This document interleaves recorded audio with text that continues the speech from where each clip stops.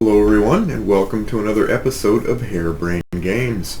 Title this one, A Few Moments Later, because it really involves a little bit of the changes that have gone on the last few months in my life, and things that have happened, things that I've gone through, etc. And I felt that after several months of not doing any content, and having a few people ping me to ask where I am, how I'm doing, am I still there?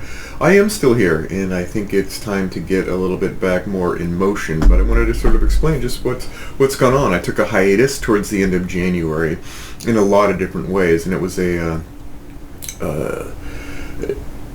lot, things have happened. You'll notice, like, I cut my hair for the first time in 14 years. I'm wearing less jewelry, so to speak, etc. And a lot of that just is part of life and the journey. And so, without further ado, in January it was a relatively deep and at times dark time, not necessarily because of life, but because of various factors, both wondrous and deflating, that continue to remind me that grief is a circuitous beast of a path, and there have been many, many highs and many lows. And one pivotal weekend toward the end of January really changed me to the core of my being. It was a rapturous experience. I flew to Northern California, and for a couple of days I experienced something I honestly never really had. For that short time in the woods and the foothills and the gold mines and the awe-striking majesty of God's creation, I felt a sense of value. Not as a role, as a partner, as a dad, as a member, as a worker, as a content delivery person, not as a resource to be mined, not as a, hey, pay this bill, can you do this for me, can you run this program, etc. I just felt for that small, tiny bubble an intrinsic sense of being valuable, and it rivaled nothing really before that I'd had in my meandering, winding, life per se. And that literal mountaintop experience and the ripples that have occurred thereafter really altered the fabric of my sense of meaning and motivations for quite some time. But, like any mountaintop experience, the only subsequent direction led not to the skies, but back down into the haze and the lowland fog belying that altitudinal perceived reality, blurring the momentary misaligned clarity and retreating my focus back into the all-too-familiar constancy of the verisimilitude of substance and worth. And there I was again, back exactly where I'd always been, that glimmer of completeness retreating to its ever-distant shore, but this time with the ache of seeing the theoretical become temporarily concrete, only to fade back into the shimmering mirage of its foregone steady state once more.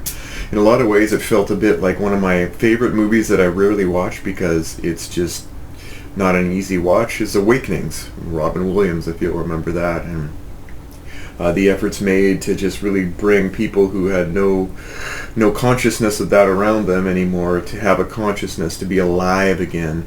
But as time went on in the movie, Robin Williams, despite his best efforts as a medical professional, things just faded back where they needed to be in the correct but less rapturous result or end than one would hope. Not a Disney ending. And I realized that I can't say that I entered the cocoon of that experience these last few months as a worm and came out a butterfly.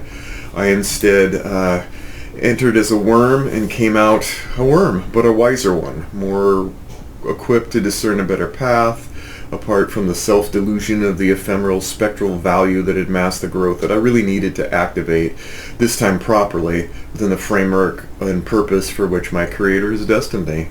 Long story short, I needed a surgery of the mind and the heart, and like all surgery, the acute euphoric pain and the grueling post-recovery simply can't be fast-tracked.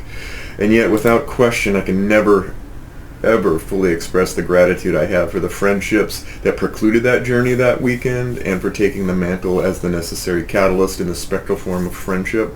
Sometimes friendship in pivotal moments is the hardest job one can undertake. I know I've been in that role at times for others, and I won't forget or regret the kindness and uplifting soulsmanship of that moment. And I needed those subsequent months to reframe and reforge from the journey, but its efficacy only remains potent if I take the Christ-given lessons that I learned and move past and rightly move on towards the hope set before us all. And so with that, I still say it's a great time to be alive, and that is probably the longest, most elaborate, cursive description of saying, hey, I'm going to be more active now. So take care. We'll see you next time on Harebrained Games.